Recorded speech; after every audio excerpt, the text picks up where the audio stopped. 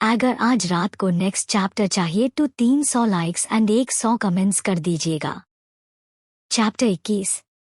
शालिनी का गुस्से से खून जल रहा था। वहां खड़ी अमीका ने शांति से सबकी तरफ देखकर कहा, इनकी सर्जरी की तैयारी कीजिए। मैं इनकी सारी रिस्पॉन्सिबिलिटी लेती हूँ, लेकिन इनकी सर्जरी आप नहीं, मैं करूंगी। उसकी ये बात सुनकर सब एकदम से हैरान रह गए।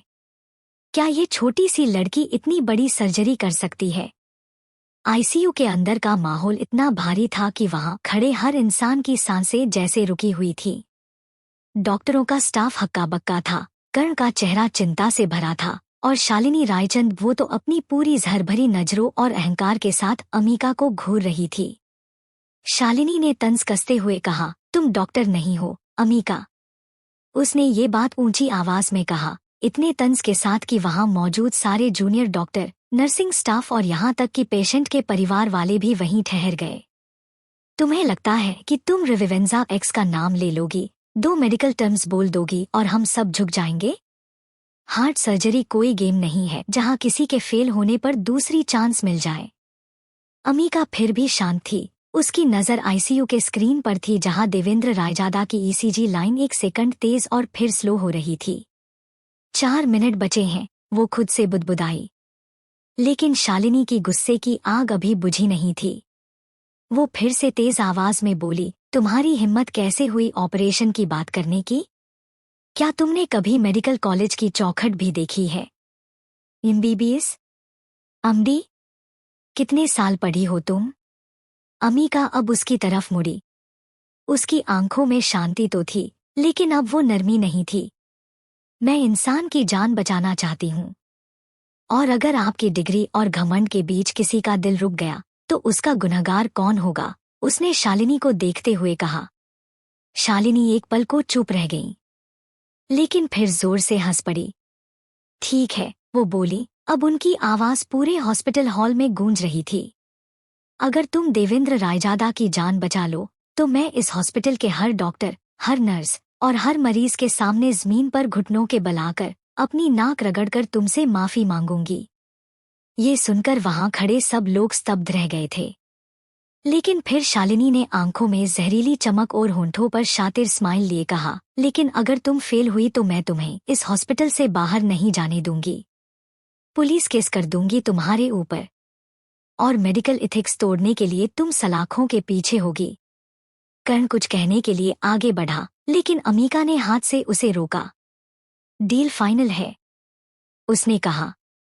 तभी शालिनी एक बार फिर बोली, नर्स आईसीयू के अंदर के कैमरे ऑन कर दो ताकि अगर देवेंद्र रायजादा को सर्जरी के दौरान कुछ हो जाता है और बाद में ये लड़की अपनी बात से पलट गई तो हमें लाइव प्रूफ मिल जाएगा। इनफैक्ट मैं तो कहती हूँ कि कुछ देर के लिए सारे कैमरे लाइव कर दो और मीडिया को भी बुला लो ताकि वो इस लड़की की हरकतों को पूरे मुंबई के साथ इंडिया भी देख सके।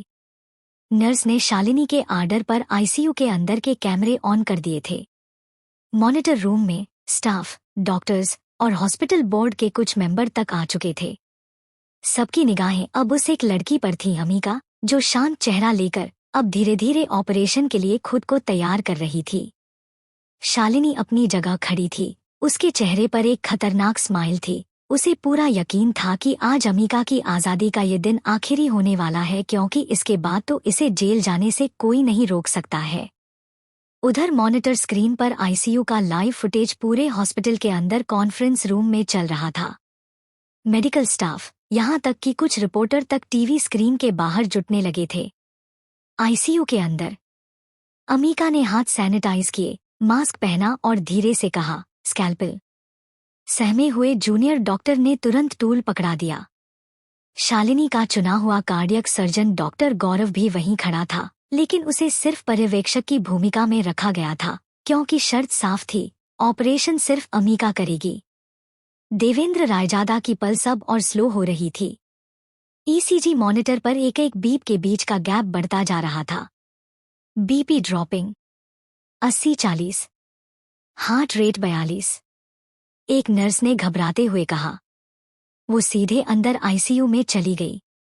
देवेंद्र जी की हालत अब और भी बिगड़ चुकी थी। ब्लड प्रेशर गिरता जा रहा था और हार्ट की एक्टिविटी लगभग न्यूनतम थी। डॉक्टर सीपीआर की तैयारी कर रहे थे, लेकिन सबको पता था अब चमत्कार ही बचा सकता है। अमीका ने हाथ में स्केलपेल उठाया और अपने लेफ्ट हैंड से ऑपरेशन करने लगी।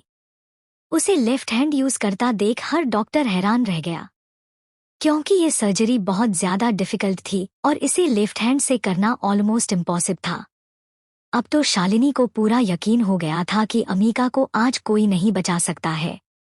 देवेंद्र जी की पहले भी 3 सर्जरी हो चुकी थी, लेकिन हर बार सर्जरी के कुछ महीनों बाद ही उन्हें फिर से इन्फेक्शन हो जाता था और वॉल लीक होने लगते थे, जिस वजह से उन्हें फिर से सर्जरी करवानी पड़ती।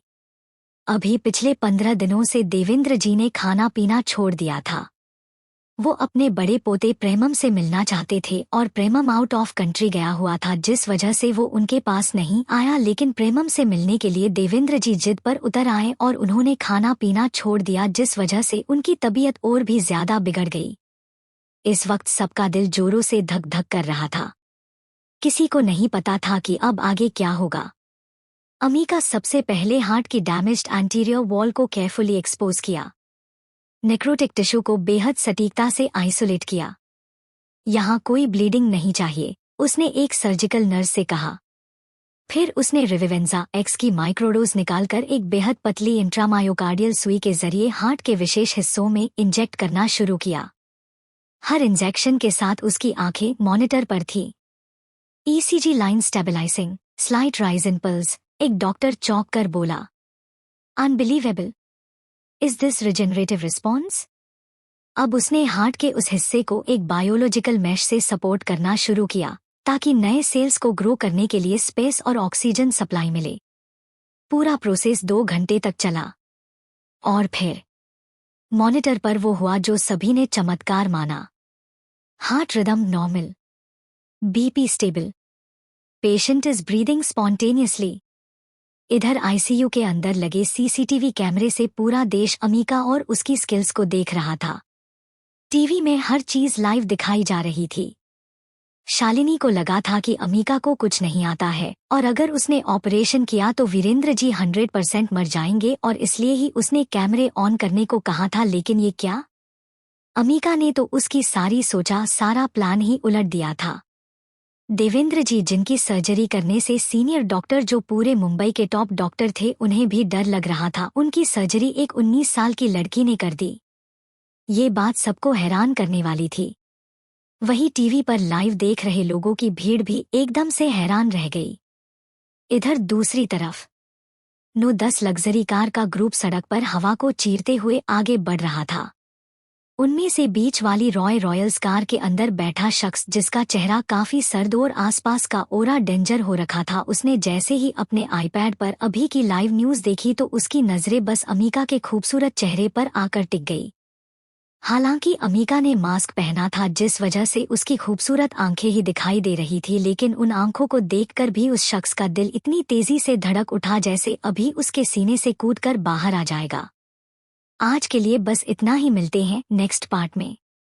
रीडर्स पॉकेट मस्ती पर लाइक कमेंट के ऑप्शन आ गए हैं, तो आप प्ले स्टोर में जाकर एक बार ऐप को अपडेट कर ले ताकि आपको लाइक और कमेंट के ऑप्शन मिल जाए। चैप्टर 22। उसकी ठंडी आंखें अमीका के चेहरे पर टिकी थी। इधर दूसरी तरफ रायचंद फैमिली लिविंग हॉल में बैठी बातें कर रही थी। रिया ने टीवी का रिमोट उठाया और उसे ऑन कर न्यूज चैनल लगा दिया। वो बोर हो रही थी, इसलिए उसने सोचा कि थोड़ी न्यूज ही देख ले, लेकिन तभी सामने चल रही न्यूज को देखकर उसके एकदम से होश उड़ गई और वो लगभग अपनी जगह से खड़ी होकर चिल्लाते हुए बोली, ये तो अमीका है, लेकिन ये हॉस्पिटल के आईसीयू रूम में क्या कर रही है? उसका चिल्लाना सुनकर सबने उसकी तरफ देखा, जो अपनी आंखें बड़ी बड़ी किए हैरानी से टीवी की तरफ देख रही थी। सबने उसकी नजरों का पीछा कर टीवी स्क्रीन की तरफ देखा और सामने लाइव चल रही न्यूज को देखकर वो सब भी एकदम से हैरान रह गए। हालांकि आईसीयू रूम की हर चीज लाइव नहीं दिख रही थी, बल्कि टीवी में आईसीयू रूम में खड़ी अमीका और बेड पर लेटे देवेंद्र जी की फोटो शो हो रही थी। बाकी हॉस्पिटल स्टाफ हर चीज लाइव देख रहे थे। राजवीर और कसक अपनी आंखें बड़ी बड़ी किए टीवी स्क्रीन को देख रहे थे। उन्हें यकीन नहीं हो रहा था कि सामने अमीका की पिक्चर्स शो हो रही है। क्या अमीका एक डॉक्टर है, लेकिन उसने डॉक्टर की पढ़ाई कब की? वीर ने हैरानी के साथ स्क्रीन की तरफ देखकर कहा। उसके हाथ पर प्लास्टर बंधा हुआ था। उसका सवाल सुनकर सबकी नजरें अब वीर पर आकर टिक गई। रिया जलन भरी आवाज में बोली, नहीं, अमीका डॉक्टर कैसे हो सकती है, और वो भी इतनी सी एज में। वो अभी सिर्फ 19 साल की है और इतनी कम एज में कोई डॉक्टर कैसे बन सकता है? रिया ने मजाक उड़ाने वाले लहजे में हंसते हुए कहा, लेकिन मन ही मन वो बहुत ज्यादा पैनिक कर रही थी। अगर अमीका सच में डॉक्टर हुई तो फिर उसका क्या होगा? उसने तो अभी अपना करियर शुरू भी नहीं किया था, तो फिर वो अमीका को सक्सेस होते कैसे देख सकती थी? रिया की बात कसक ने हाँ में हाँ मिलाते हुए कहा, हाँ रिया सही कह रही है। वो लड़की बदतमीज, घमंडी और बहुत बिगड़ैल है। उस जैसी लड़की डॉक्टर कैसे बन सकती है? अगर ये सच में ऑपरेशन रूम में है तो पक्का अब इसे जेल जाने से कोई नहीं बचा सकेगा। ये लड़की पूरी पागल हो चुकी है जो देवेंद्र रायजादा की जान लेना चाहती है। अपनी बात कहकर उसने बहुत ज्यादा उदास और फिक्र भरी शक्ल बना ली, जैसे न जाने उसे अमीका की कितनी फिक्र हो। वहीं चाचा चाची चुपचाप बैठे सब कुछ देख रहे थे। उन्हें इतना तो पता था कि अमीका अगर आईसीयू रूम के अंदर है तो जरूर कुछ बड़ी बात है, वरना ऐसे ही हॉस्पिटल स्टाफ किसी ऐरे गेरे इंसान को अंदर नहीं घुसने देते हैं। दादा दादी को आज अपनी पोती पर बहुत ज्यादा गर्व फील हो रहा था। उन्हें बहुत अच्छे से पता था कि अमीका ही डॉक्टर अवी है जो पूरे वर्ल्ड में अपनी स्किल्स की वजह से फेमस है। वो मिस्टीरियस डॉक्टर जिसे आज तक किसी ने नहीं देखा था। अगर इन लोगों को अमीका की असली आइडेंटिटी का पता चला तो शायद ये कभी सदमे से बाहर ही नहीं निकल पाएंगे। दादाजी ने मन ही मन सोचते हुए कहा। राजवीर इस वक्त बहुत गुस्से में थे। उन्हें समझ नहीं आ रहा था कि वो किस तरह रिएक्ट करे। डीआर अवी की मेडिकल स्किल के बारे सबने सुना था, पर उसे वो चाहकर भी कभी हायर नहीं कर सकते थे। पर अब उन्हें पता चल रहा था कि वो डीआर अवी जिसे मिलने के लिए दुनिया की हर अमीर इंसान इंतजार करता है।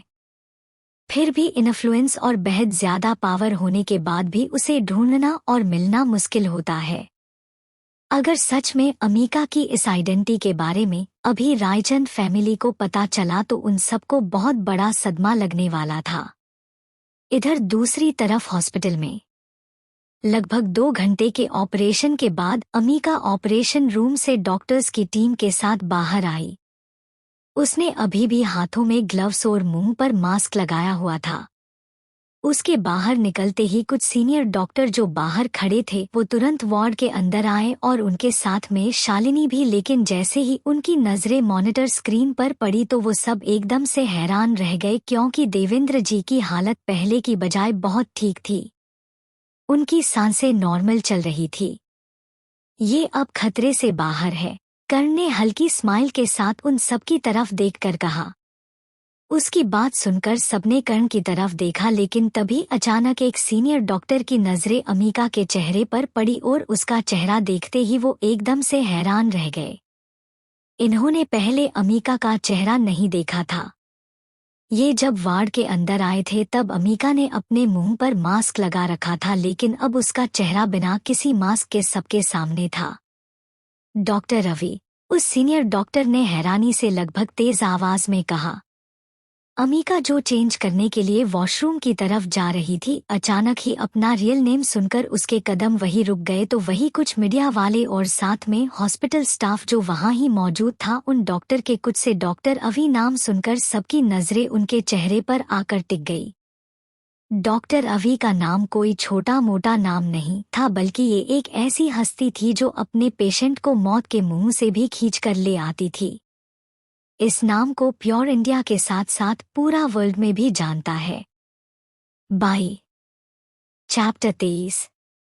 डॉक्टर अवी का नाम कोई छोटा मोटा नाम नहीं था, बल्कि ये एक ऐसी हस्ती थी जो अपने पेशेंट को मौत के मुंह से भी खींच कर ले आती थी। इस नाम को पूरे इंडिया के साथ वर्ल्ड में भी जाना जाता था। सीनियर डॉक्टर अमीका के पास आए और हल्का सा अपने सर झुकाकर उसे ग्रिट करते हुए बोले, हेलो डॉक्टर रवि। आपने शायद मुझे पहचाना नहीं।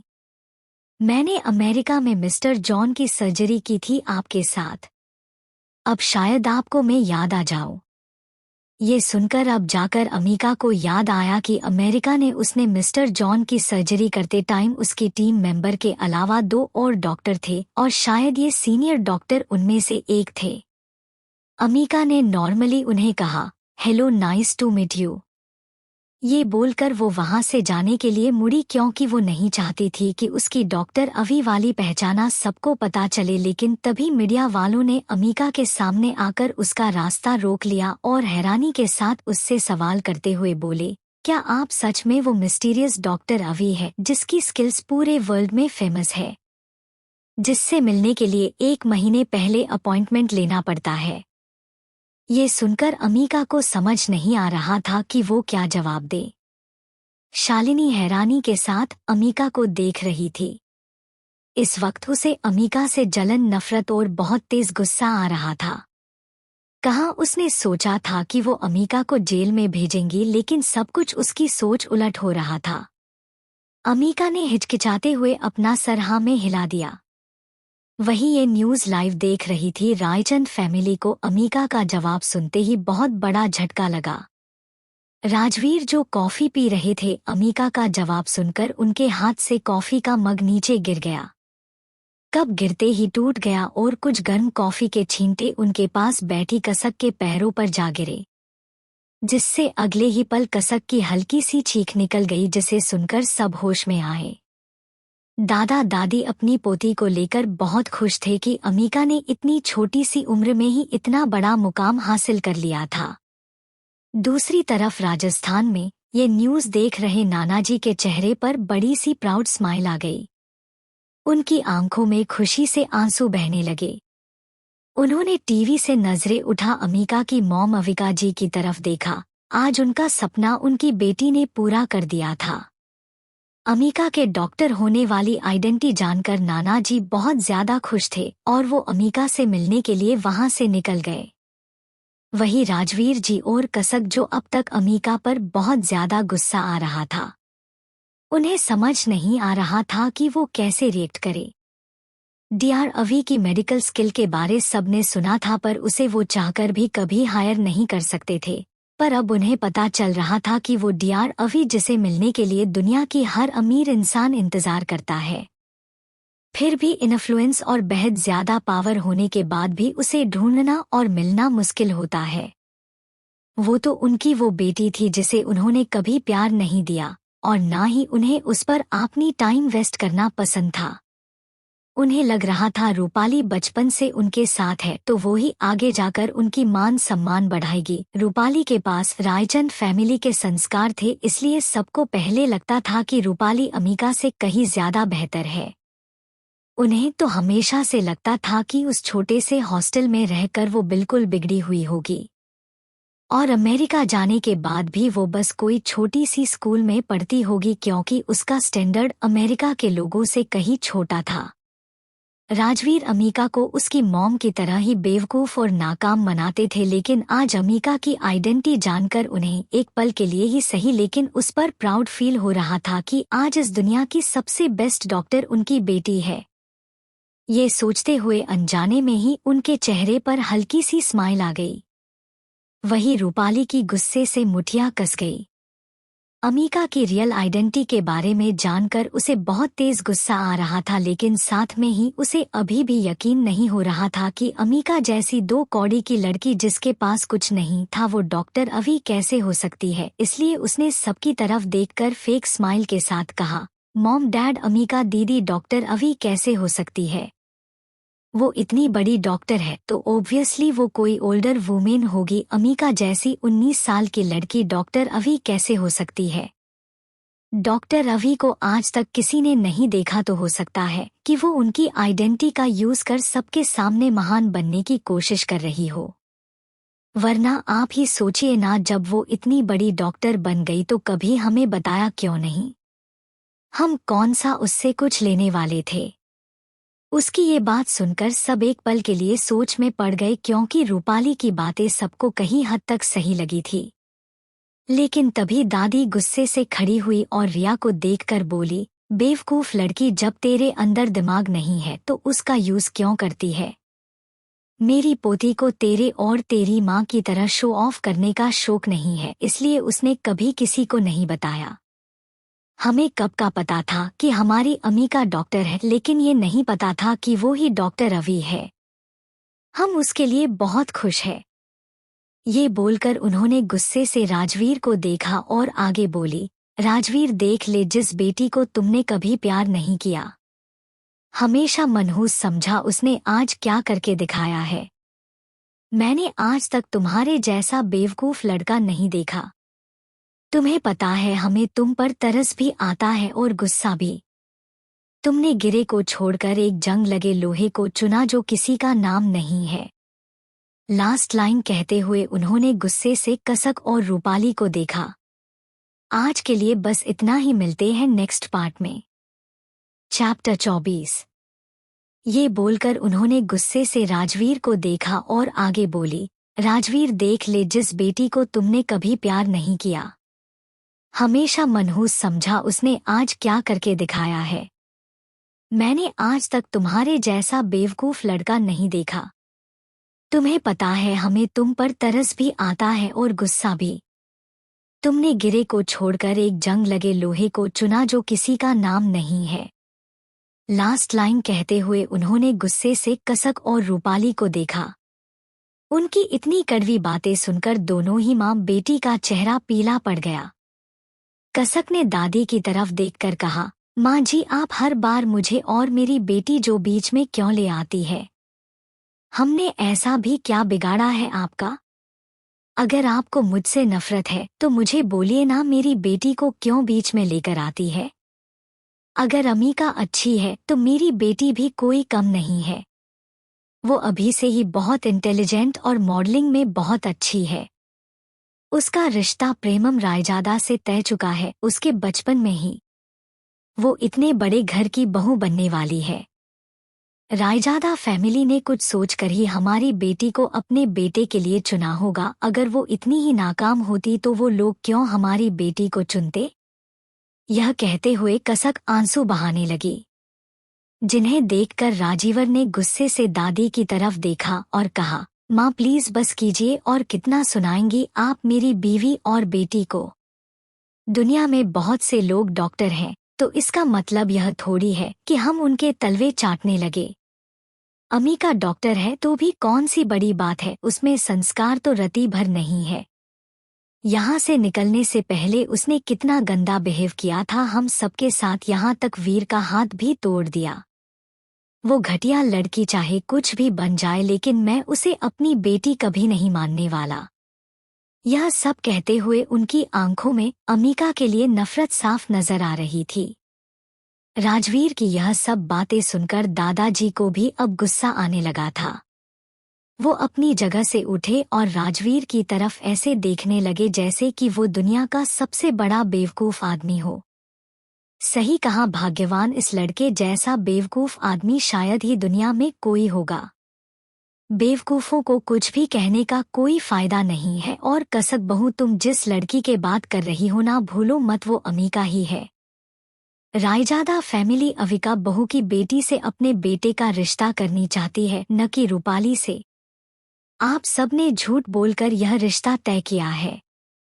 और जिस दिन रायजादा फैमिली को आपके इस झूठ का पता चला तो पता है ना आप सबकी क्या हालत होगी। रायजादा फैमिली जितनी अच्छी है उससे कहीं ज्यादा डेंजर और पावरफुल भी है।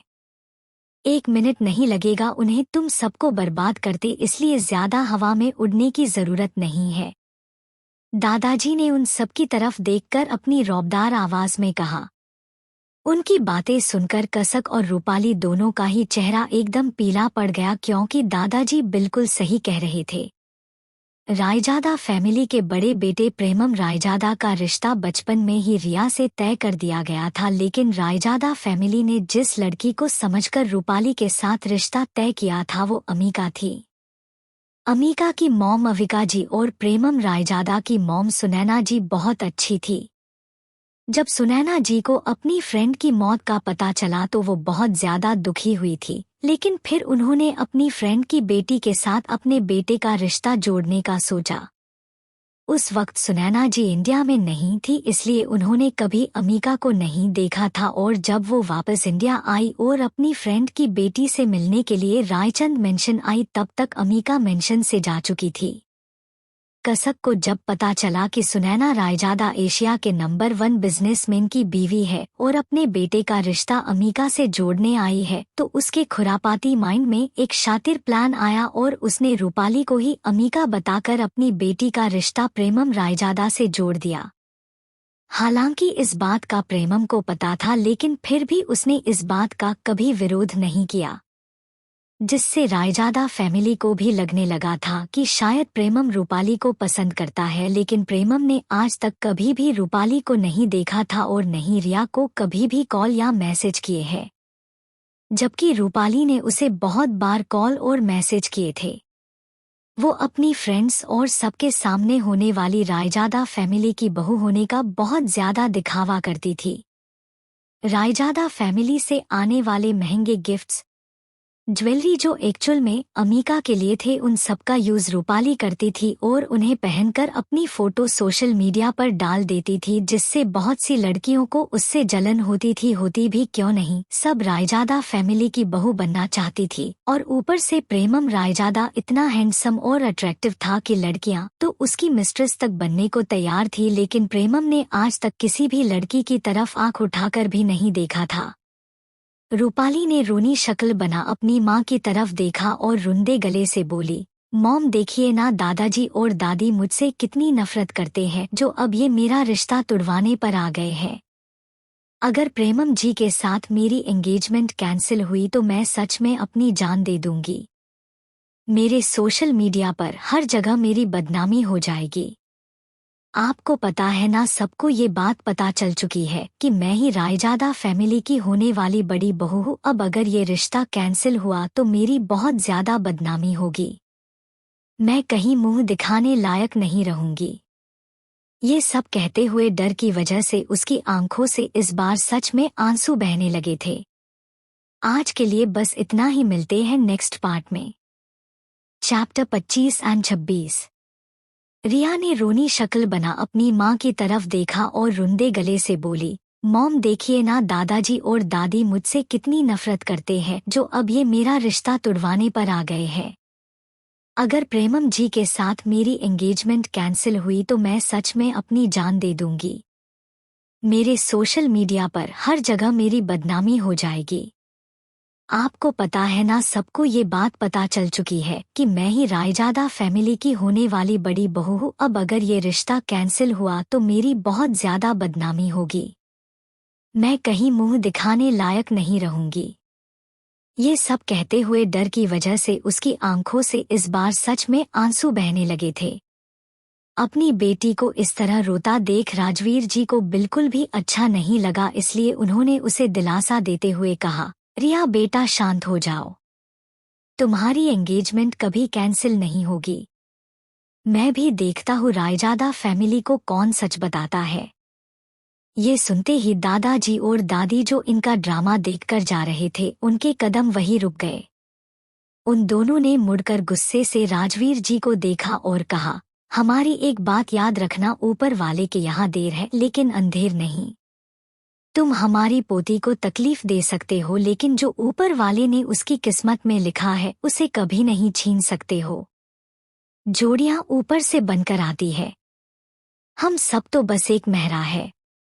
अमीका का जो भी लाइफ पार्टनर होगा, किस्मत उसे खुद उससे मिलवाएगी। तुम्हारे या हमारे करने से क्या होता है। ये कहकर वो हल्का सा मुस्कुरा दिए। उनकी वो मुस्कुराहट उन तीनों का मजाक उड़ा रही थी, जैसे वो कोई इंसान नहीं बल्कि बेवकूफ हो जो भगवान और किस्मत से लड़ना चाहते हैं। उनकी बातें सुनकर रिया कसक के गले लगे अपनी नफरत भरी नजरों से उन्हें देखने लगी।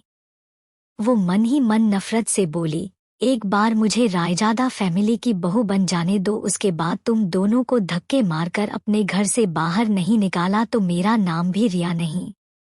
रायजादा फैमिली की बहू बनने के बाद मुझे इस बूढ़े बुढ़िया के पैसों की वैसे भी जर्जरत नहीं होगी, और अगर चाहिए भी होंगे तो मैं आराम से इनकी प्रॉपर्टी अपने नाम करवा सकती हूँ। आफ्टर रायजादा फैमिली की बहू बनने के बाद मैं कुछ भी कर सकती हूँ।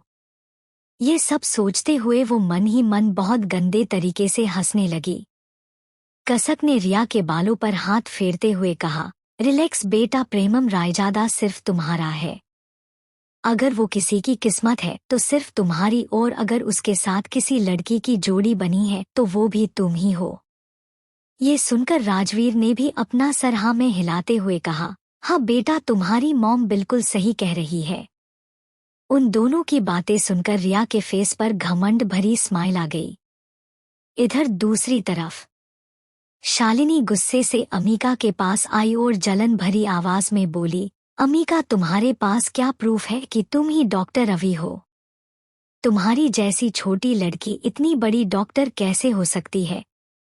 उसकी ये सवाल सुनकर सब अजीब नजरों से शालिनी को देखने लगे, जैसे वो किसी बेवकूफ औरत को देख रहे हो। अभी सबके सामने अमीका ने अपनी स्किल्स दिखा दी देवेंद्र रायजादा की जान बचाकर, और अब फिर से शालिनी को प्रूफ चाहिए था। कोई कुछ कहता उससे पहले ही करण शालिनी के पास आया और उसके चेहरे की तरफ देखकर बोला, अमीका, आपको प्रूफ बाद में देगी, लेकिन उससे पहले आप अपने घुटनों पर बैठकर फर्श पर नाक रगड़कर अमीका से माफी मांगो, जैसा आपने कहा था। ये कहते हुए उसने अपने दोनों हाथ सीने पर फोल्ड कर लिए। वही करण की ये बात सुनकर शालिनी का चेहरा एकदम से पीला पड़ गया। वो तुरंत अपनी बात से मुकरते हुए बोली, मैंने ऐसा कब कहा था? शायद तुम्हें कोई गलतफहमी हुई होगी। मैं किसी से माफी नहीं मांगने वाली हूँ। ये कहते हुए उसने माफी मांगने से साफ इनकार कर दिया। शालिनी का जवाब सुनकर करण एकदम से हैरान रह गया। क्या है ये औरत जो अपनी कही बात से इतनी जल्दी पलट गई? करण ने मन ही मन सोचते हुए कहा। अमीका की दोनों भौं आपस में जुड़ गई और उसका चेहरा काला पड़ गया। वो गुस्से से शालिनी को देख रही थी। तभी सीनियर डॉक्टर जो अभी भी वहां खड़े थे वो सब बोले, डॉक्टर शालिनी, करण सही कह रही है। आपने हम सबके सामने मिस अमीका से माफी मांगने की बात कही थी। बिकॉज अभी जब ऑपरेशन सक्सेसफुल रहा है और देवेंद्र रायजादा खतरे से बाहर है तो आपको माफी मांगनी चाहिए, और इस बात में किसी को कोई डाउट नहीं है कि डॉक्टर रवि ही अमीका है। ये कहते हुए सबने रिस्पेक्ट भरी नजरों से अमीका को देखा। डॉक्टर विजय भी थोड़ी देर पहले किए अमीका से अपने बिहेव के लिए शर्मिंदा थे। उनकी नजरें शर्म से नीचे झुकी हुई थी। वही सबकी बातें सुनकर शालिनी का चेहरा एकदम से पीला पड़ चुका था। उसे समझ नहीं आ रहा था कि वो इन सबसे कैसे डील करे। उसने नकली का मुस्कुराते हुए सबकी तरफ देखा और कहा, शायद आप सबको कोई गलतफहमी हुई है। मैंने ऐसा कभी नहीं कहा था कि मैं अपने घुटनों पर बैठकर नाक रगड़कर माफी मांगूंगी। उसने इतना ही कहा था तभी अमीका ने अपने हाथ में पकड़े बैग को जोर से शालिनी के घुटनों पर दे मारा, जिससे शालिनी संभल नहीं पाई और लगभग चीखते हुए अपने घुटनों पर गिर गईं। बाकी सब अमीका के इस एक्शन से शॉक्ड नजरों से उसे देखने लगे। शालिनी खुद हैरान थी। उसने अपने दोनों हाथ घुटनों पर रख लिए और वो दर्द से करा उठी। उसे सच में अपने घुटनों में बहुत तेज दर्द हो रहा था। आज के लिए बस इतना ही, मिलते हैं नेक्स्ट पार्ट में। चैप्टर 27, जिससे शालिनी संभल नहीं पाई और लगभग चीखते हुए अपने घुटनों पर गिर गईं। बाकी सब अमीका के इस एक्शन से शॉक्ड नजरों से उसे देखने लगे। शालिनी खुद हैरान थी। उसने अपने दोनों हाथ घुटनों पर रख लिए और वो दर्द से करा उठी। उसे सच में अपने घुटनों में बहुत तेज दर्द हो रहा था। तभी अमीका ने डेविल स्माइल के साथ उसकी तरफ देखा और कहा, आई थिंक अब आपको याद आ गया होगा और माफी मांगने में भी आसानी होगी। चलिए अब शुरू हो जाइए। ये कहते हुए उसकी स्माइल और भी ज्यादा गहरी हो गई थी। रिपोर्ट सब कुछ अपने कैमरे में रिकॉर्ड कर रहे थे और जो भी यहाँ हो रहा था वो सब कुछ लाइव दिखाया जा रहा था। शालिनी का चेहरा शर्म से भर गया। उसे अमीका पर बहुत तेज गुस्सा आ रहा था, लेकिन सबके वहां होने की वजह से वो कुछ कर भी नहीं पा रही थी। शालिनी ने शर्मिंदगी से अपना चेहरा नीचे झुका लिया और धीमी सी आवाज में बोली, I apologise for my mistakes, I am sorry, please forgive me. यह कहते हुए उसकी आवाज इतनी धीमी थी कि किसी को सुनाई ही नहीं दी। अमीका ने कोल्ड नजरों से शालिनी को घूमते हुए कहा, एक्सक्यूज मी, क्या आप थोड़ा जोर से बोलने कष्ट करेंगे, बिकॉज आपके मन की बात तो हम सुन नहीं सकते हैं। अमीका की ये बात सुनकर शालिनी ने कस के अपने दांत भींच लिए। उसे अमीका से बहुत ज्यादा नफरत हो रही थी। उसका मन कर रहा था कि अभी वो अमीका को खींचकर एक थप्पड़ लगा दे, लेकिन अफसोस वो सिर्फ यह सोच सकती थी, ऐसा कुछ कर नहीं सकती थी, वरना अमीका उसकी ऐसी हालत करती कि वो मिरर में खुद को देखने से भी डरती। शालिनी ने एक गहरी सांस भरकर अपने गुस्से को अंदर ही अंदर दबाया और इस बार थोड़ी सी तेज आवाज में बोली, आई एम सॉरी अमीका, प्लीज मुझे माफ कर दो। मुझे तुम्हारे साथ इस तरह का बिहेव नहीं करना चाहिए था। अमीका के फेस पर तिरछी स्माइल आ गई। वो एक कदम आगे बढ़ी और अपना चेहरा नीचे झुका शालिनी की तरफ देखकर बोली, अभी नाक रगड़ना बाकी है, चलिए अपनी नाक रगड़िए अब। ये सुनकर शालिनी का चेहरा एकदम से पीला पड़ गया, वहीं बाकी सब भी हैरानी से अमीका को देखने लगे। कोई नहीं जानता था कि डॉक्टर रवि इतनी ज्यादा डेंजर भी हो सकती है। उसके बारे में जितना सुना था उससे सबको यही पता था कि वो एक सॉफ्ट हार्टेड पर्सन है, लेकिन अमीका की दूसरी आइडेंटिटी के बारे में किसी को नहीं पता था कि वो जितनी सॉफ्ट है उससे कहीं ज्यादा डेंजर भी है। शर्मिंदगी की वजह से शालिनी की आंखों में इस बार आंसू आ गए। उसने हेल्प के लिए सबकी तरफ देखा, लेकिन सबने शालिनी को ऐसे इग्नोर कर दिया जैसे उसे जानते ही ना हो। बचने का कोई रास्ता ना देखकर शालिनी ने हिम्मत कर अपनी नाक को अमीका के पैरों के पास नीचे फर्श पर रगड़ते हुए कहा, आई एम सॉरी, आगे से कभी ऐसी गलती नहीं होगी। शालिनी को अपने सामने इस तरह नाक रगड़ते देख अब जाकर कहीं अमीका के दिल को थोड़ा सा सुकून मिला, लेकिन वो इतने में सेटिस्फाई नहीं होने वाली थी, इसलिए उसने सीनियर डॉक्टर की तरफ देखा। उसकी आंखों में वही सर्द तेवर थे और आवाज में वो ठंडापन जो किसी की रूह तक को कंपा दे। सर, मैं चाहती हूँ कि इस हॉस्पिटल के एथिक्स पैनल में आज ही एक कंप्लेंट फाइल की जाए।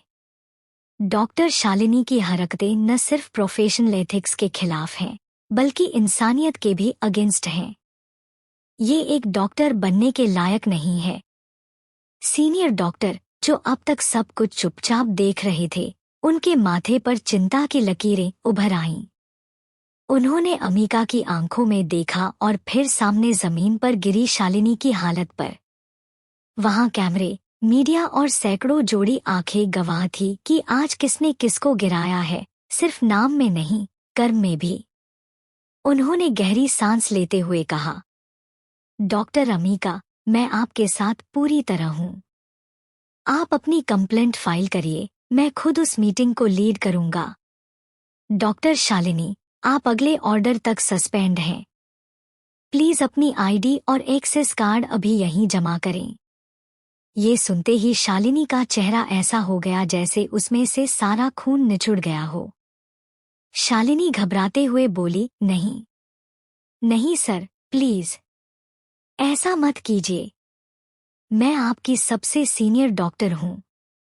मेरी गलती बस इतनी थी कि। उसकी आवाज रुक गई क्योंकि उसे खुद भी समझ नहीं आ रहा था कि अब वो आगे क्या बोले। लेकिन तभी अचानक बाहर की तरफ हलचल होने लगी, जिसे महसूस कर सबने सर घुमा पीछे देखा, जहां बॉडीगार्ड्स का एक ग्रुप उनकी तरफ आ रहा था। उन बॉडीगार्ड्स के बीच एक शख्स और था, लेकिन चारों तरफ बॉडीगार्ड होने की वजह से उसका चेहरा क्लियर नजर नहीं आ रहा था। तभी अमीका की हल्की सी नजरें उन सब बॉडीगार्ड के बीच में चल रहे उस शख्स पर पड़ी, जिसके आसपास का ओरा बेहद ही डेंजर था। उसकी sharp eyebrows, dark brown lips, sharp features और उसके एक्सप्रेशनलेस चेहरे से वो हैंडसम के साथ साथ खतरनाक भी दिख रहा था। वो लोग जैसे जैसे अंदर की तरफ आ रहे थे, वैसे वैसे सब लोग साइड हटने लगे। आज के लिए बस इतना ही, मिलते हैं नेक्स्ट पार्ट में। चैप्टर 28। शालिनी घबराते हुए बोली, नहीं नहीं सर, प्लीज ऐसा मत कीजिए। मैं आपकी सबसे सीनियर डॉक्टर हूं। मेरी गलती बस इतनी थी कि उसकी आवाज रुक गई क्योंकि उसे खुद भी समझ नहीं आ रहा था कि अब वो आगे क्या बोले। लेकिन तभी अचानक बाहर की तरफ हलचल होने लगी, जिसे महसूस कर सबने सर घुमा पीछे देखा, जहां बॉडीगार्ड्स का एक ग्रुप उनकी तरफ आ रहा था। उन बॉडीगार्ड्स के बीच एक शख्स और था, लेकिन चारों तरफ बॉडीगार्ड होने की वजह से उसका चेहरा क्लियर नजर नहीं आ रहा था। लेकिन तभी उस शख्स और अमीका की नजरें एक दूसरे से टकराई और ठीक उसी वक्त अमीका का दिल जोरों से धड़कने लगा। वो गहरी नीली आंखें जिसमें उसने खुद को खोया, उसे अपनी जिंदगी से भी ज्यादा प्यार किया था, लेकिन लास्ट टाइम में उसकी बेरुखी की वजह से ही शायद उसने अपना बच्चा और जान दोनों गंवाई थी। अपने पिछले जन्म की यादों को याद कर अमीका की आंखों में हल्का सा पानी आ गया, लेकिन उसने उस पानी को तुरंत छुपा लिया और सबकी तरफ देखकर बिना किसी एक्सप्रेशन के बोली, एक्सक्यूज मी बोलकर वो वहां से जाने लगी। लेकिन तभी एक सीनियर डॉक्टर ने उसे रोकते हुए कहा, अमीका रुको। देवेंद्र रायजादा के पोते प्रेमम रायजादा आए हैं, तो तुम एक बार उनसे मिलकर जाना। तुमने उनके दादाजी की जान बचाकर उन पर इतना बड़ा एहसान किया है, तो एक थैंक यू बोलने का तो मौका दो। ये सुनते ही एक बार फिर अमीका के कदम रुक गए। उसने नजरें घुमा सीनियर डॉक्टर को देखा और कुछ कहने को होती है, लेकिन तभी कर्ण भी बोला, हाँ अमीका, सीनियर डॉक्टर सही कह रही है। एक बार प्रेमम रायजादा से मिलकर जाना। उन सबकी बातें सुनकर अमीका ने अपनी हार मानते हुए धीरे से सर हाँ में हिला दिया। तभी गार्ड्स के साथ देवेंद्र जी का बड़ा पोता प्रेमम रायजादा उन सबके पास आया। गार्ड्स अपना सर झुकाकर एक साइड खड़े हो गए। प्रेमम की शार्प और ठंडी नजरें अमीका के खूबसूरत चेहरे पर टिकी थी। उसकी खूबसूरत आंखें और चेहरे का ग्लो देखकर कोई भी बता सकता था कि अमीका 19 साल की लड़की है। अमीका को देखते हुए प्रेमम की आंखें कुछ पल के लिए नॉर्मल हुई, लेकिन फिर उसने अपनी सर्द आवाज में कहा, ये लड़की कौन है? ये कहते हुए वो ऐसे रिएक्ट कर रहा था जैसे वो सच में अमीका को नहीं जानता था। अमीका ने भी कुछ खास रिएक्ट नहीं किया। उसे लगता था कि सिर्फ उसका रीबर्थ हुआ, इसलिए उसे ही अपने पिछले जन्म के बारे में याद है, लेकिन प्रेमम भी ये रीबर्थ था और उसे भी सब बहुत अच्छे से याद था। सीनियर डॉक्टर ने हिचकिचाते हुए कुछ कहने की कोशिश करते हुए कहा, वो ये। उन्होंने इतना ही कहा था, तभी प्रेमम का पर्सनल असिस्टेंट रोनित गुस्से से बोला, आप सबकी हिम्मत कैसे हुई इतने यंग डॉक्टर को हायर करने की? क्या उसने अभी अपना MBBS कंप्लीट किया है? मैंने रास्ते में सुना था कि कोई सीनियर सेकेंडरी स्टूडेंट बॉस की सर्जरी करना चाहती थी। क्या ये वही लड़की है? क्या सिटी हॉस्पिटल पूरी तरह से बर्बाद होने चाहता है? ये सुनकर सीनियर डॉक्टर्स की टीम के साथ एक पल के लिए सब कांप गए। शालिनी जो नीचे बैठी थी, अचानक ही उसके फेस पर शातिर स्माइल आ गई। वो जल्दी सी उठी और बेचारी सी शक्ल बनाकर बोली, हेलो मिस्टर रायजादा। सर, मैंने अमीका को बहुत रोकने की कोशिश की थी, लेकिन उसके किसी की भी एक नहीं सुनी और सब डॉक्टर्स के मना करने के बाद भी उसने देवेंद्र जी का ऑपरेशन कर दिया, और अब इन सब के बाद ये मुझे हॉस्पिटल से निकलवाना चाहती है, इनफैक्ट मुझे ब्लैक लिस्ट करवाना चाहती है। ये कहते हुए उसकी आंखों से आंसू बहने लगे थे। लेकिन तभी एक जूनियर डॉक्टर बोला, सर ये डिसीजन डॉक्टर मेहरा का था। उन्होंने अमीका को ऑपरेशन करने की परमिशन दी थी। उन्होंने इन सब की रिस्पॉन्सिबिलिटी ली थी। यह सुनकर रोनित इस बार और ज्यादा गुस्से से भड़कते हुए बोला, रिस्पॉन्सिबिलिटी कैसे लेने वाले हैं तुम सबकी जान लेकर? इससे आगे वो कुछ कहता, तभी अमीका ने उसे घूरते हुए कहा, मिस्टर, आप वर्ल्ड के बेस्ट कार्डियो सर्जन को बुलाकर अपने बॉस का चेकअप करवा सकते हो।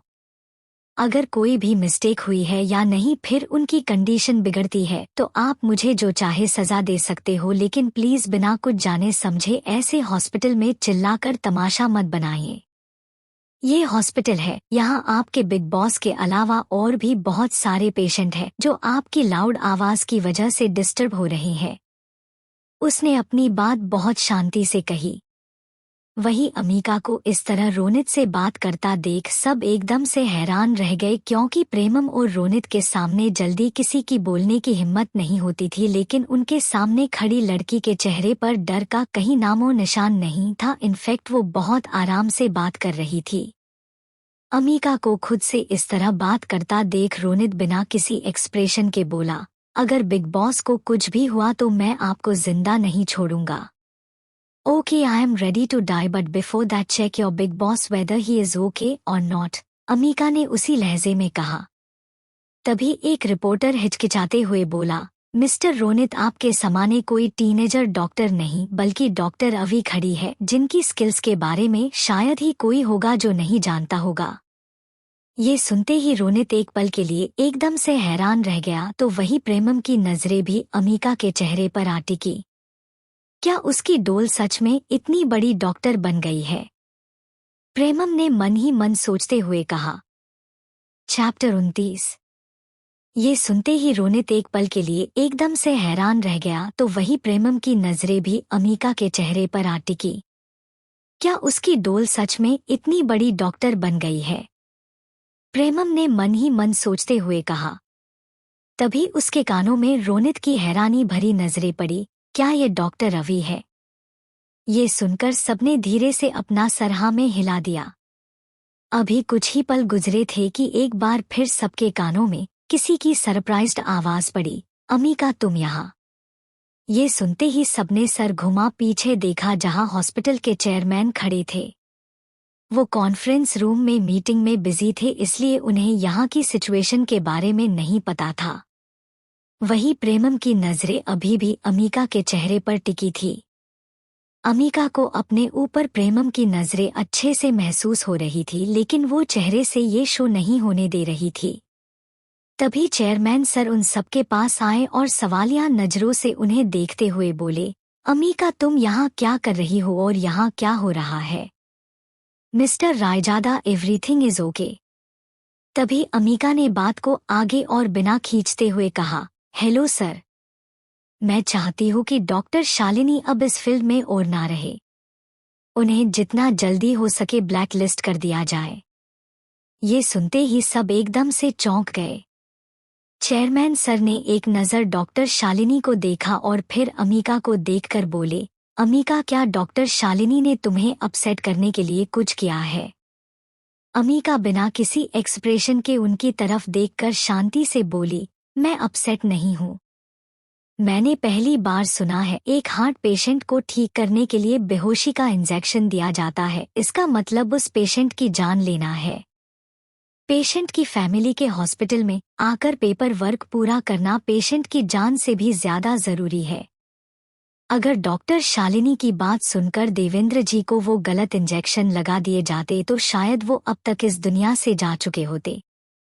अमीका की बात सुनकर चेयरमैन सर ने तुरंत मुड़कर शालिनी की तरफ देखा और कहा, डॉक्टर शालिनी आपने पेशेंट की सर्जरी क्यों नहीं की? इस तरह का उल्टा रास्ता क्यों अपनाने की सोची? सर उस वक्त मिस्टर रायजादा की कंडीशन काफी क्रिटिकल थी। हम कुछ नहीं कर सकते थे। शालिनी ने झट से कहा। कुछ नहीं कर सकती थी इसलिए आप बेहोशी के इंजेक्शन और गलत मेडिसिन का यूज कर रही थी। क्या तुम जानती हो ऐसा करने के बाद दुनिया के बेस्ट डॉक्टर्स भी उन्हें बचा नहीं पाते? आप एक डॉक्टर हो लेकिन आप एक पेशेंट की जान लेने वाली थी। तुम ऐसा कैसे कर सकती हो? अब आप जा सकती हो। आपके लिए सिटी हॉस्पिटल में कोई जगह नहीं है और नहीं इस इंडस्ट्रीज में। नहीं फ्यूचर में आपके लिए यहाँ कोई जगह होगी। एक इंसान जिसे पेशेंट की जिंदगी की कोई फिक्र नहीं है, बस अपने करियर को बचाना है, वो एक डॉक्टर होने के लायक नहीं है। Chairman sir national medical organisation के प्रेसिडेंट थे, यानी कि उनके एक बार कह देने के बाद अब शालिनी कभी भी इस फील्ड में काम नहीं कर पाती थी। उसे ब्लैक लिस्ट कर दिया जाता। शालिनी घबरा गई थी और उसका रोना छूट गया था। वो घबराते हुए बोली, डॉक्टर प्लीज मुझे दूसरा मौका दे दीजिए। शालिनी बहुत अच्छे से जानती थी कि चेयरमैन सर प्रेमम के गुस्से से बचाने के लिए उसे हॉस्पिटल से भगा रहे हैं, लेकिन वो यहाँ से जाना नहीं चाहती थी। उसकी सैलरी भी काफी अच्छी थी और क्लिक्स भी उससे काफी अच्छे से बात करते थे। शालिनी आगे कुछ कह पाती उससे पहले ही प्रेमम अपनी कोल्ड आवाज में बोला, आप खुद अपने पैरों पर चलकर बाहर जा रही है या फिर आपको धक्के मारकर बाहर निकालो? मेरे दादू के साथ ऐसा कुछ करने की हिम्मत भी कैसे हुई आपकी? अभी और इसी वक्त यहाँ से निकल जाइए, वरना वो हालत करूँगा कि खुद को मिरर में देखने से भी डर लगेगा। प्रेमम ने गुस्से से कांपते हुए कहा। अब तक सारे गार्ड्स ने मीडिया को वहां से हटा दिया। प्रेमम की इतने गुस्से भरी आवाज सुनकर शालिनी की अब आगे कुछ कहने की हिम्मत ही नहीं हुई। उसने एक नज़र नफरत और गुस्से से अमीका को देखा, क्योंकि जो कुछ भी हो रहा था उसकी वजह से वो सिर्फ अमीका को ही मानती थी, और फिर वहां से चली गई। अमीका ने एक नज़र भी प्रेमम को नहीं देखा और सीधा वॉशरूम की तरफ चली गई। अमीका को इस तरह जाता देख प्रेमम ने रोनित से कहा, तुम दादू को देखो, मैं अभी आया। बोलकर वो बिना किसी पर ध्यान दिए सीधा अमीका के पीछे चला गया। जेंट्स और लेडीज वॉशरूम एक तरफ बजे थे। जहां लेफ्ट साइड में जेंट्स वॉशरूम थे तो उससे कुछ दूर राइट साइड लेडीज वॉशरूम बने थे, इसलिए किसी ने भी इतना माइंड नहीं किया था।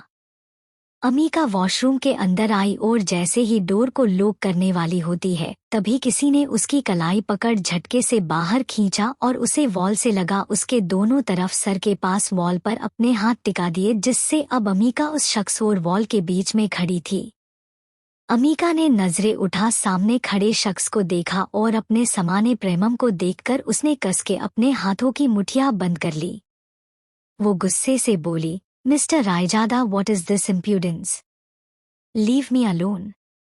ये सुनकर प्रेमम हल्का सा उसके चेहरे पर झुका और उसके कांपते होंठों को देखते हुए बोला, छोड़ ही तो रखा है, जिस दिन पकड़ूंगा उस दिन तुम तो क्या दुनिया की कोई भी ताकत तुम्हें मुझसे छुड़ा नहीं पाएगी।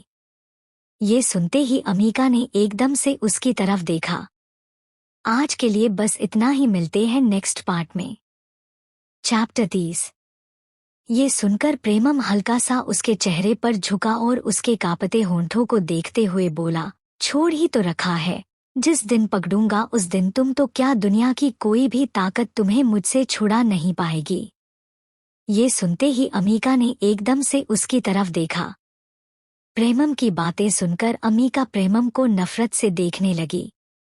वो प्रेमम को देखते हुए गुस्से से बोली, ये आप बस सपने देखते रहिए मिस्टर रायजादा, ऐसा कुछ नहीं होने वाला, ना मैं ऐसा होने दूंगी। अमीका की बात सुनकर प्रेमम के चेहरे पर अजीब से मुस्कान आ गई। वो अजीब तरह से उसके गाल पर अपनी उंगली फिराते हुए उसकी आंखों में देखकर मुस्कुराते हुए बोला, डॉल, ऐसा ही होगा। प्रेमम रायजादा जो चाहता है उसे होने से कोई नहीं रोक सकता है। ये कहते हुए उसकी उंगली अमीका के होंठों के पास आकर ठहर गई। अगले ही पल अमीका ने उसका हाथ अपने चेहरे से झटका और गुस्से से लाल आंखों से उसे देखते हुए बोली, मेरा नाम अमीका है, so you better call me by my name. मुझे किसी के मुंह से अपना निक नेम नहीं चाहिए, और खास करके एक अजनबी के मुंह से सुनने में मुझे बिल्कुल भी इंटरेस्ट नहीं है। आपका ये जो सो कोल्ड कॉन्फिडेंट है ना, ये बहुत जल्द टूट जाएगा। ये कहकर उसने प्रेमम को खुद से दूर धक्का दिया और वहां से जाने के लिए मुड़ी, लेकिन तभी प्रेमम ने उसका हाथ पकड़ झटके से उसे खींच वॉल से लगा दिया। अमीका की पीठ एक बार फिर वॉल से आ लगी। वो कुछ समझ पाती उससे पहले ही प्रेमम ने उसके होंठों को अपने होंठों में भर लिया। उसका एक हाथ अमीका की कमर पर था और दूसरा उसके बालों में। प्रेमम ने अमीका के बालों को अपनी मुट्ठियों में भर लिया और उसके चेहरे को अपने और करीब कर उसे पैशनेटली किस करने लगा। अमीका के मुंह से हल्की हल्की सिसकियां निकलने लगी। अमीका के सॉफ्ट होंठों को टेस्ट करके प्रेमम की नीड्स बढ़ने लगी थी। वो अपने हाथ से धीरे धीरे अमीका की कमर को सहलाने लगा। अमीका भी एक पल के लिए प्रेमम के पास आने से बहकने लगी थी, लेकिन तभी अचानक उसके दिमाग में अपने पिछले जन्म की एक एक यादें सामने आने लगी। प्रेमम की बेरुखी, उसका उसे अपने विला में कैद करना और फिर महीनों तक वापस न आना, और लास्ट टाइम जब उसने अपनी प्रेगनेंसी की न्यूज़ देने के लिए उसे कॉल किया था, ये सब याद करके अमीका की आंखें गुस्से से लाल हो गई और साथ में आंखों में पानी भी भर आया था। अगले ही पल अमीका ने अपनी पूरी ताकत लगा प्रेमम को खुद से दूर धक्का दिया और बिना सोचे समझे एक खिंच के झन्नाटेदार थप्पड़ उसके गाल पर जड़ दिया। प्रेमम का चेहरा हल्का सा एक तरफ झुक गया। उसकी नजरें फ्लोर पर टिकी थी तो वही अमीका का हाथ अभी भी हवा में था और वो पूरी गुस्से से कांप रही थी। अमीका को उस पर बहुत ज्यादा गुस्सा आ रहा था। उसे प्रेमम से नफरत सी थी, उसे प्रेमम के नाम तक से नफरत हो चुकी थी। उसकी नजरों में प्रेमम के लिए सिर्फ नफरत और गुस्सा नजर आ रहा था। प्रेमम को देखकर अमीका को अपना अतीत याद आता था, जो याद आते ही उसका दिल में आद्रिका की नफरत प्रेमम से बढ़ती ही जा रही थी। प्रेमम को थप्पड़ मारने से एक बार को अमीका भी हैरान रह गई, मगर उसने अपने चेहरे पर कुछ भी सो नहीं होने दिया। उसका चेहरा एकदम भावहीन था, जैसे उसके पास कोई एक्सप्रेशन ही ना बचे हो। वहीं थप्पड़ की वजह से प्रेमम का चेहरा एक तरफ झुक गया। उसने अपना चेहरा ऊपर किया मगर उसकी आंखों में कोई गुस्सा नहीं था, बल्कि एक सनक, एक पागलपन था, जो अमीका को भी साफ नजर आ रहा था।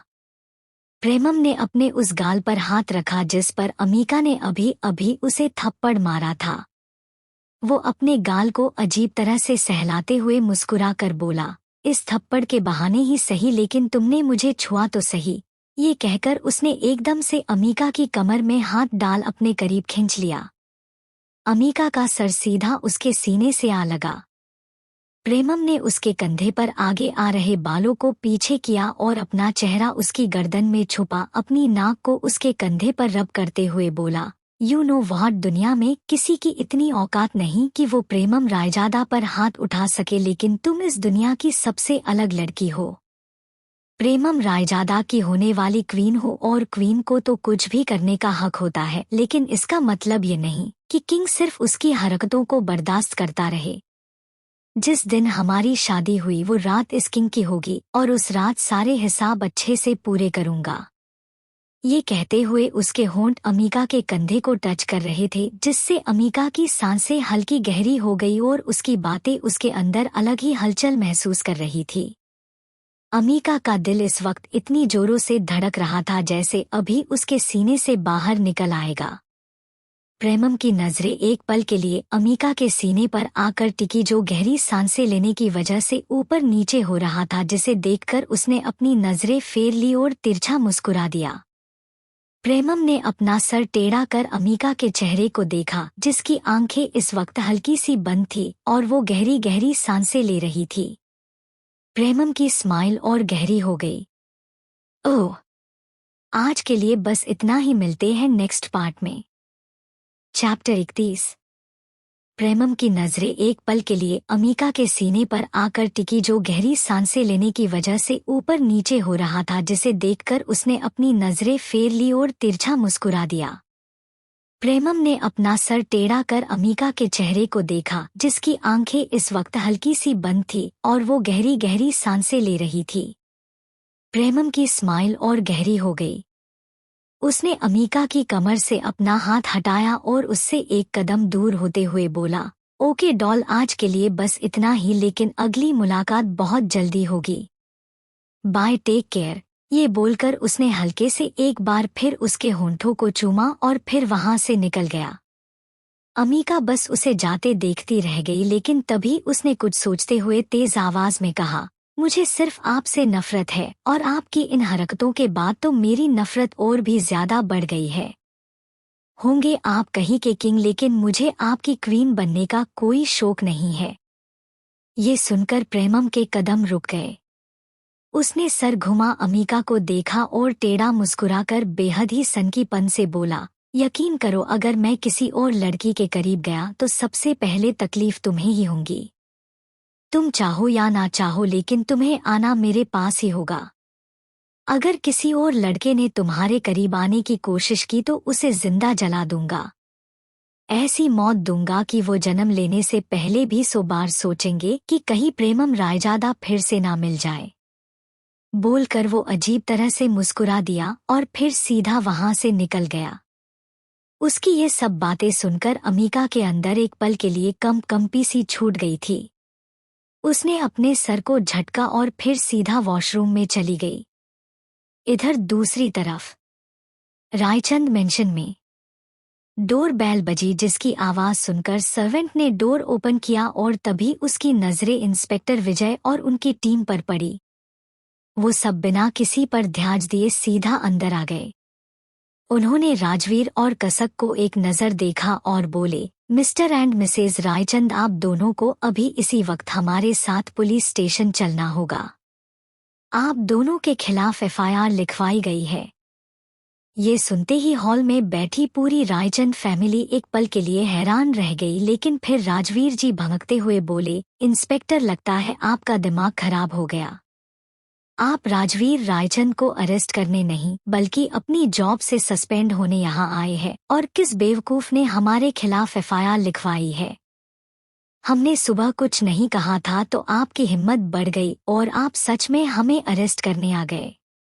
रुको, मैं अभी डीसीपी को कॉल करता हूँ। इतना बोलकर उन्होंने फोन निकाला और डीसीपी को कॉल करने लगे, मगर उनका कॉल उठाया ही नहीं गया। कुछ देर लॉन्ग रिंग जाने के बाद कॉल अपने आप कट हो गया। राजवीर जी के चेहरे पर परेशानी की लकीरें उभर आई। कसक घबराहट से राजवीर जी को देख रही थी। तेज जी ने भी अपना फोन निकाला और मिनिस्टर को कॉल करने लगे, लेकिन उनका भी कॉल नहीं उठाया गया। इधर दूसरी तरफ मिनिस्टर हाउस में प्रेमम सोफे पर पसरकर आराम से बैठा था। उसके एक हाथ में रेड वाइन का ग्लास था और दूसरे हाथ में सिगरेट, जिसके वो लंबे लंबे कस भरते हुए धुएं को हवा में उछाल रहा था। उसके सामने वाले सोफे पर मिनिस्टर साहब परेशानी से बैठे टेबल पर पड़े कभी अपने लगातार रिंग होते फोन को देख रहे थे तो कभी प्रेमम को। प्रेमम ने सिगरेट को ट्रे में रखा और वाइन का शिप भरते हुए बोला, मिनिस्टर, अगर अपनी जान की सलामती चाहते हो तो मिस्टर एंड मिसेज रायचंद कल सुबह से पहले जेल से बाहर नहीं आने चाहिए, और साथ में उनके रात भर जेल में होने की न्यूज़ पूरी मीडिया में फैल जानी चाहिए, वरना तुम्हारे काले धंधों की न्यूज़ जरूर कल तुम्हें हर न्यूज़ चैनल और न्यूज़पेपर्स में दिखाई देगी। You know what I am trying to say. बोलकर वो बहुत ही अजीब तरह से मुस्कुरा दिया। उसकी बात सुनकर मिनिस्टर के माथे पर पसीने की बूंदें लुढ़क आई।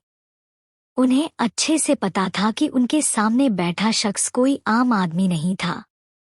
वो जो बोल रहा था वो कर भी सकता था, लेकिन फिर भी उन्हें एक चीज समझ नहीं आ रही थी कि वो अपने ही होने वाले मदर इन लॉ और फादर इन लॉ को जेल में क्यों भेजना चाहता है, जबकि अगले महीने ही तो प्रेमम रायजादा की एंगेजमेंट रिया रायचंद से होने वाली है।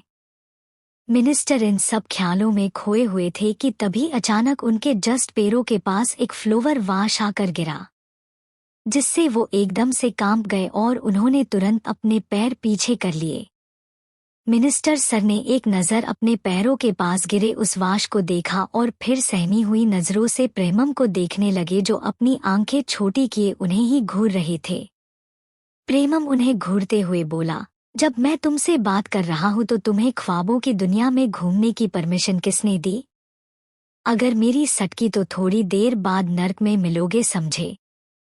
ये सुनते ही मिनिस्टर सर तुरंत बोले, न, नहीं, मुझे आपकी बात अच्छे से समझ आ गई। आप टेंशन मत लीजिए, कल सुबह से पहले मिसेस एंड मिस्टर रायचंद जेल से बाहर नहीं आएंगे। It's good for you, Premam ने एटीट्यूड से जवाब दिया और फिर वाइन का ग्लास नीचे रख उठकर वहां से चला गया। उसके जाते ही मिनिस्टर ने एक गहरी सांस ली, जैसे अब जाकर उन्हें चैन मिला हो। आज के लिए बस इतना ही, मिलते हैं नेक्स्ट पार्ट में।